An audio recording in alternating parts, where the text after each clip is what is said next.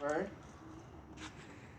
Once we've done that, once you've heard about the bird for a while, we'll get to questions. Don't worry, I'll ask you for questions. Okay,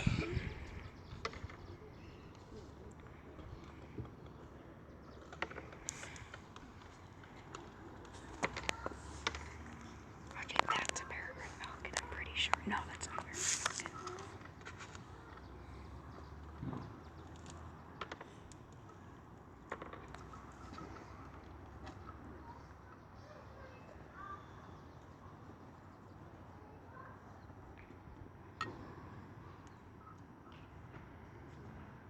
Everyone, this is Nahani. This is Nahani.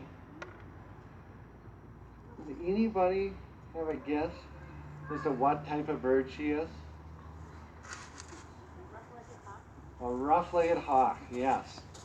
She is a rough-legged hawk. You were at the aviary, weren't you? Yes, there's a clue because there's another of these birds down in the aviary. Yeah, Nahani is a rough-legged hawk. Rough-legged hawk. Take a look at her legs. You can see Nahani has feathers all the way down her legs. You can see it poking underneath those anklets. So she is a rough-legged hawk. Rough-legged hawks have those insulating feathers on their legs. So what kind of climate, what kind of weather do these birds live in? Okay, the insulating feathers? Cold. Yeah, cold weather. So now is not the time of the year that you'll see wild rough-legged hawks living in the Yellowstone area. What season are they here? They're here in the wintertime.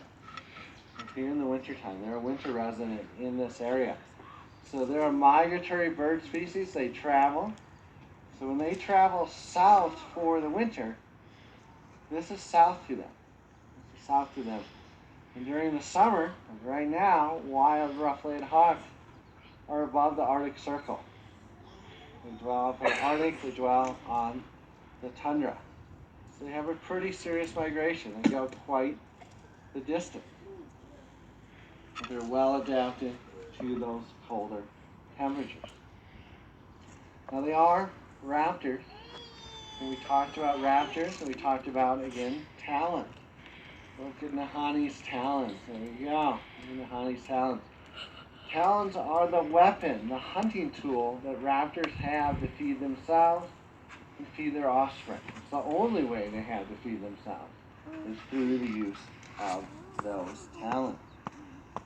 I'm going to ask you, what do you think a wild rough-legged hawk would hunt?